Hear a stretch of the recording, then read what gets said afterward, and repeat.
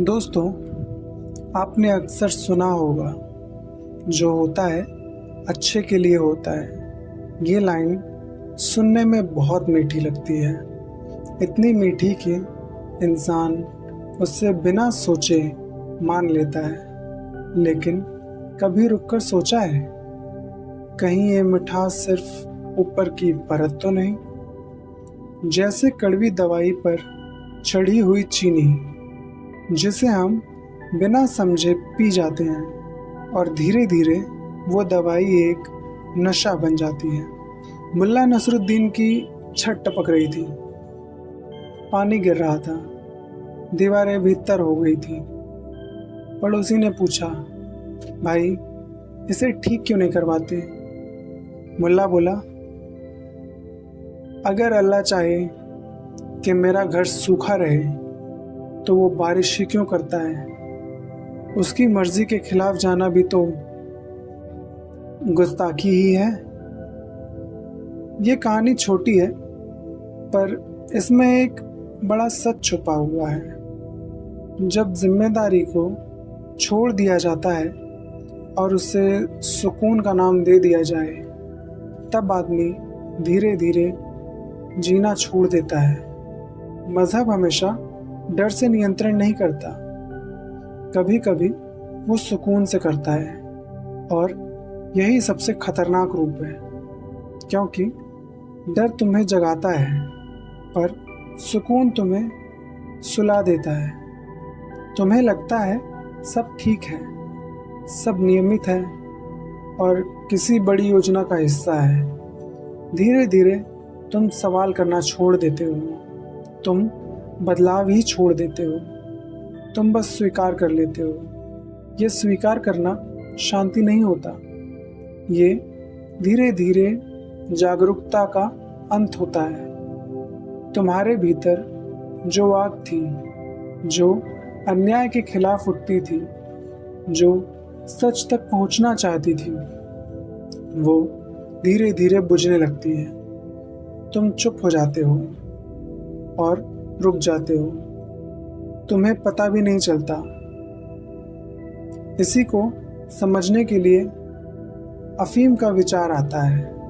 अफीम तुरंत नहीं मारती, वो तुम्हें सुकून देती है, तुम्हें हल्का महसूस कराती है, दर्द से दूर ले जाती है, लेकिन साथ ही तुम्हारी जागरूकता को धीरे धीरे मिटा देती है।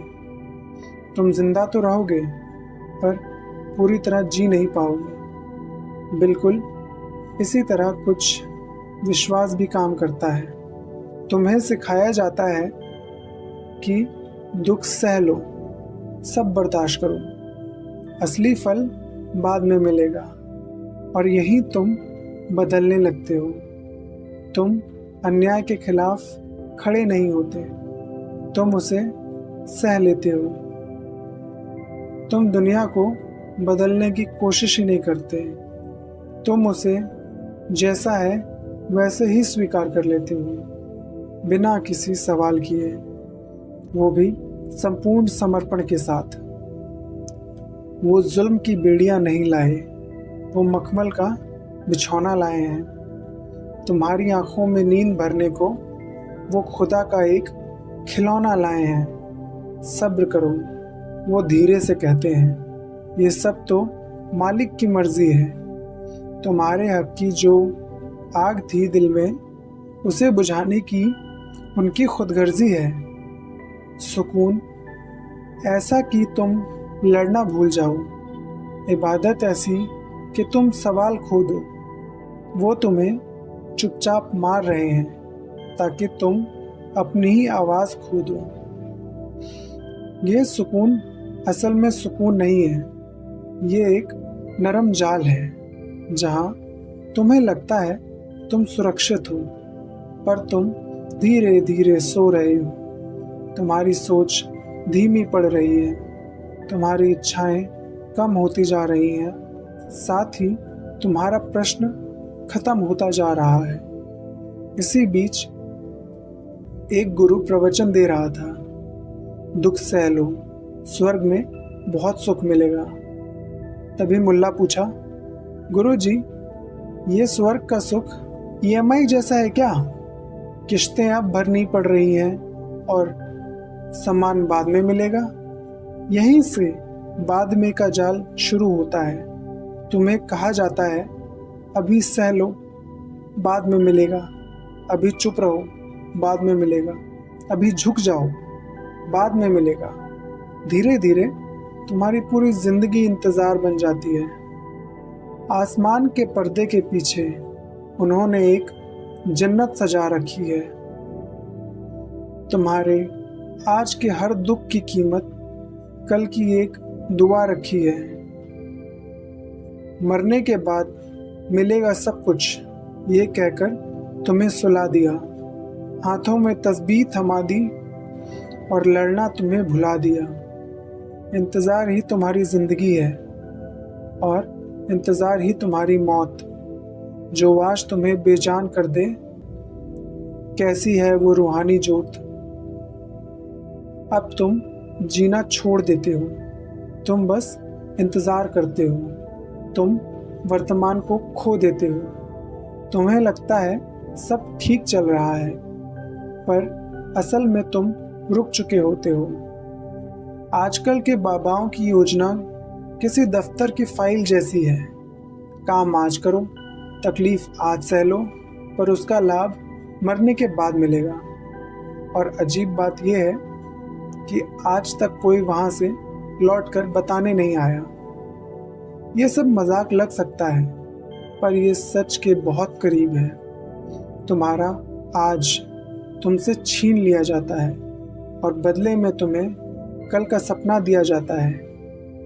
और फिर धीरे धीरे तुम्हारे अंदर एक आवाज़ उठती है, पहले हल्की सी, फिर थोड़ी तेज़। वो पूछती है, क्या ये सब सच है? क्या ये सुकून असली है? क्या मैं जी रहा हूँ या सिर्फ इंतज़ार कर रहा हूँ?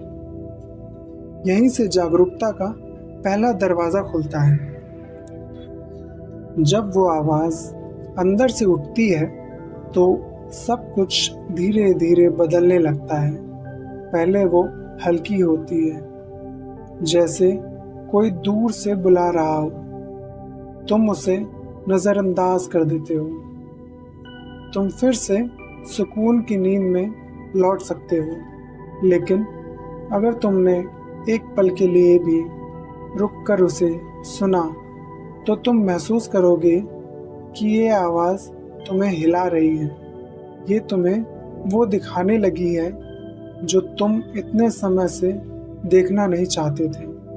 अब तुम्हें वो सुकून हल्का नहीं लगता, अब वो भारी लगने लगता है। अब वो एक सवाल बन जाता है। तुम सोचने लगते हो, अगर सब ठीक है तो फिर इतनी बेचैनी क्यों है? अगर सब संपूर्ण है तो फिर अंदर से कुछ टूट क्यों रहा है? यहीं से एक अंदर का संघर्ष शुरू होता है। एक तरफ वो पुराना सुकून है जो तुम्हें वापस बुला रहा है, मत सोचो, बस मान लो सब ठीक है। और दूसरी तरफ वो नई जागरूकता है जो तुम्हें जोर से जगा रही है। देखो, समझो, सवाल करो। ये सुकून नहीं है, ये जहर है जो रूह को सुला देता है, इंसान को एक पुतला बनाकर मशीन की तरह चला देता है। दर्द अगर हो रहा है तो समझो अफीम का नशा उतर रहा है। वो जो सोया था तुम्हारे अंदर, अब वो ज़मीर उभर रहा है। सच्चाई कहीं दूर नहीं है, सच्चाई इसी पल यहीं पर है, जो तुम्हें आने वाले कल का डर दे। अंधेरा उसी के घर पर है। जब तुम्हें दर्द महसूस होने लगे, जब तुम्हें बेचैनी होने लगे, तब समझ लेना कि तुम गलत नहीं हो, बल्कि तुम जाग रहे हो। वो नशा जो तुम्हें सुला रहा था अब उतरने लगा है।